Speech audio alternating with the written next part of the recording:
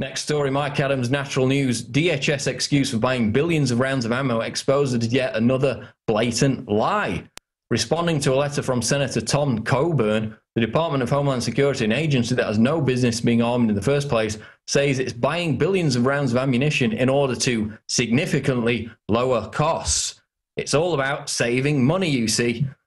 And of course, this DHS response is actually weeks old. In fact, I think it's from back in February, but it's only being reported by the mainstream media in the past couple of days, who are again regurgitating it with absolutely zero inquiry as to its accuracy whatsoever. Because we've said it a million times on this show. I've written it in my articles probably a dozen times now or more. The DHS is primarily buying hollow point rounds. They're twice as expensive as full metal jackets. So if you believe the baloney argument that this ammo is being bought to save money, then why are they buying bullets that cost twice as much? Because the DHS tells us that the bullets are for training purposes only. So why, if you want to save money, are you training with bullets that cost twice as much money? You could just as easily use full metal jacket and save half the amount of money. So their explanation, buying in bulk to save money, just doesn't wash. No one's asking that question, and no one seems to be answering it, despite the efforts of now 15 plus congressmen who have tasked Big Sis with attending a congressional hearing to give answers, which she's refused to do. Janet Napolitano, of course.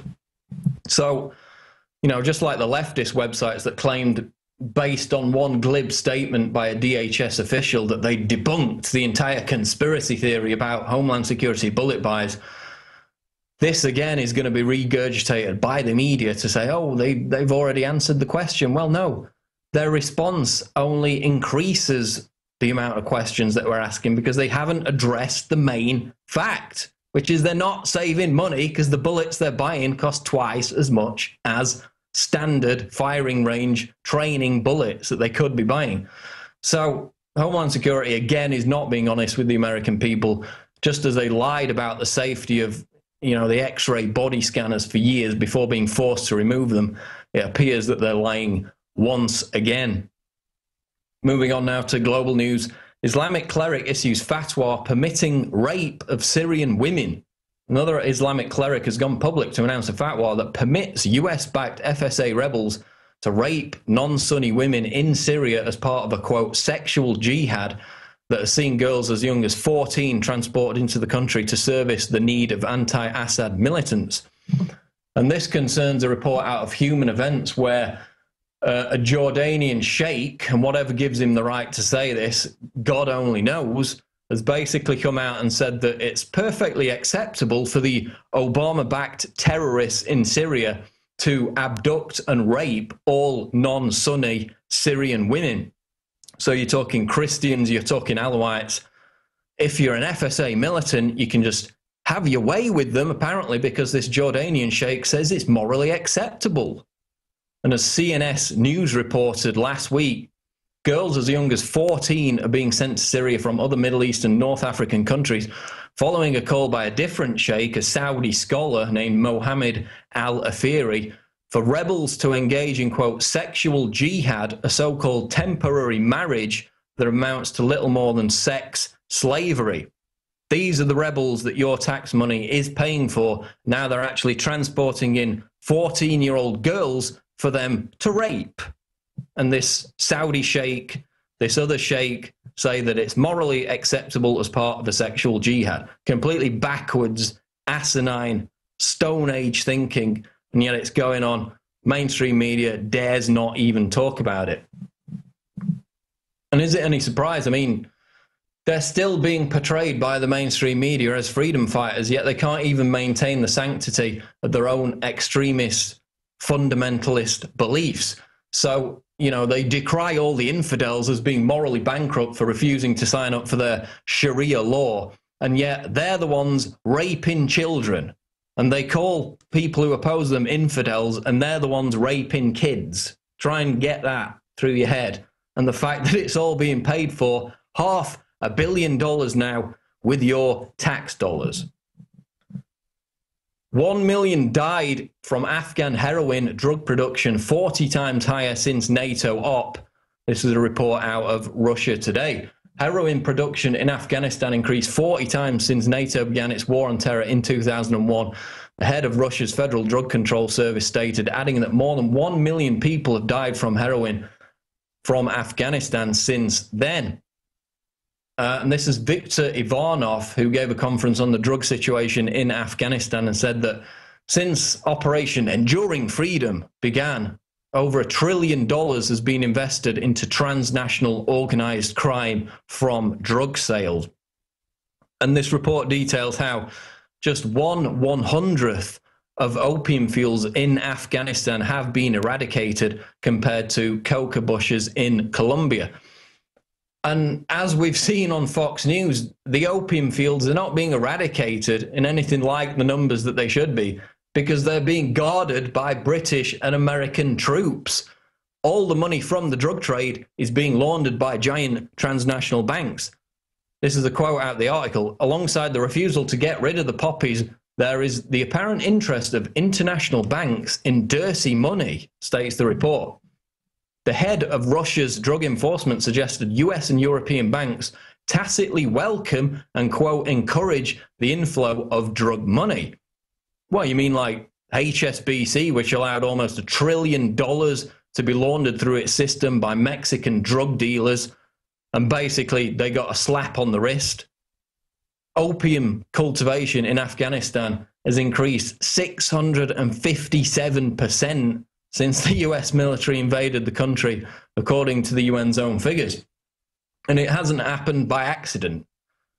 It's about reinstating the Golden Crescent drug trade run by the CIA, which of course is just one of the many goodies that they got as a result of 9/11. And of course, as we reported in the past, Hamid Karzai's brother was publicly running the opium trade in Afghanistan with the record shipments going out of the country to Europe, to America. He was also on the payroll of, you guessed it, the CIA. Just a coincidence.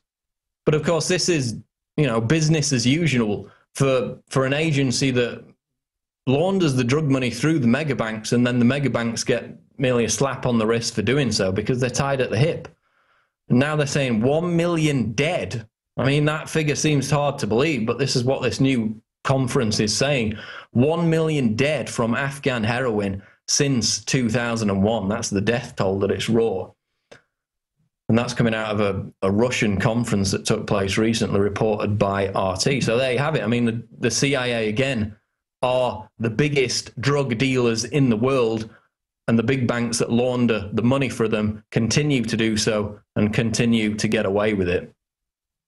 Obama senior advisor laments Drudge Report effect on the news. This is out of the Washington Examiner. During a Playbook breakfast event with Politico's Mike Allen's White House senior advisor Dan Pfeiffer lamented the effect of the Drudge Report on the news cycle. So let's go to this clip. And so, but the example being that that anyone saying anything can get caught up in the spin cycle in a way that is very damaging. It hurts what we're trying to do on a daily basis, but also is very damaging to that individual person.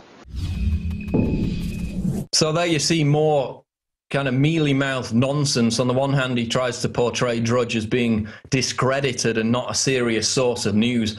But then on the other hand, he admits that it's damaging to the Obama administration's rhetoric.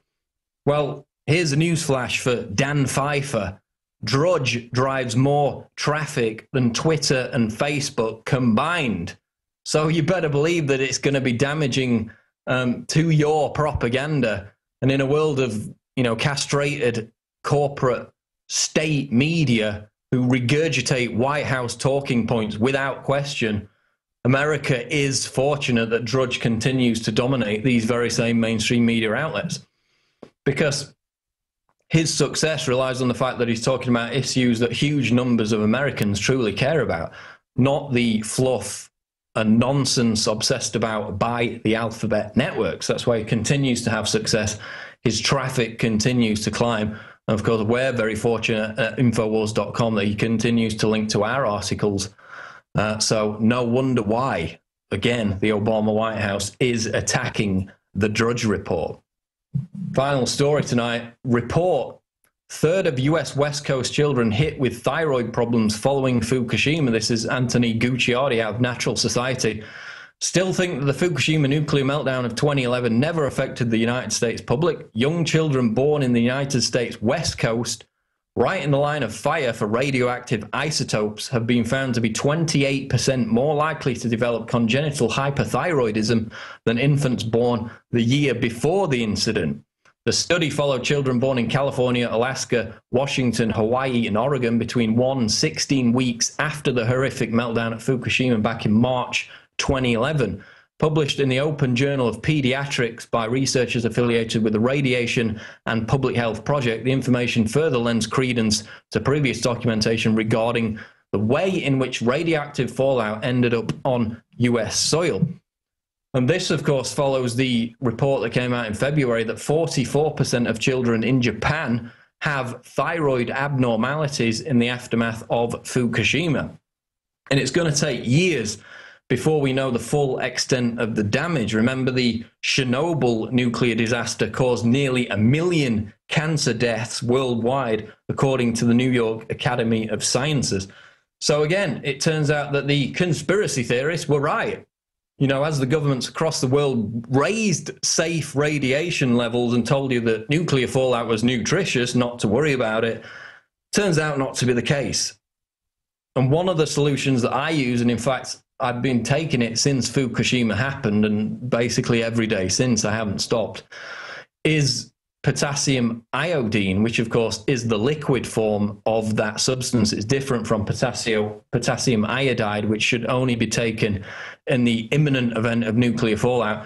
But it's actually a health supplement, easily obtainable, and it has numerous different benefits, but the main one is working to reduce the levels of radioactive iodine uptake in the thyroid, which of course helps to prevent the development of thyroid cancer. So it's a shame that all those parents on the west coast of America didn't pay attention to the reports of the nuclear fallout coming across from Fukushima across the Pacific Ocean, of course, getting in the tuna, getting in the fish, because if they did, their kids might not now be getting this debilitating illness.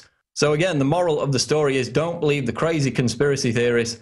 Nuclear fallout is good for you. It's nutritious. Trust the government. Trust them that you can survive just by sticking your head in the sand and not paying attention. Stick around, because after the break, we've got an exclusive interview with Syrian activist Syrian Girl about the latest developments in the war-torn country and how the Obama administration continues to back Salafist, extremist, jihadist, al-Qaeda terrorists in Syria. So stay tuned for that interview. We'll be right back.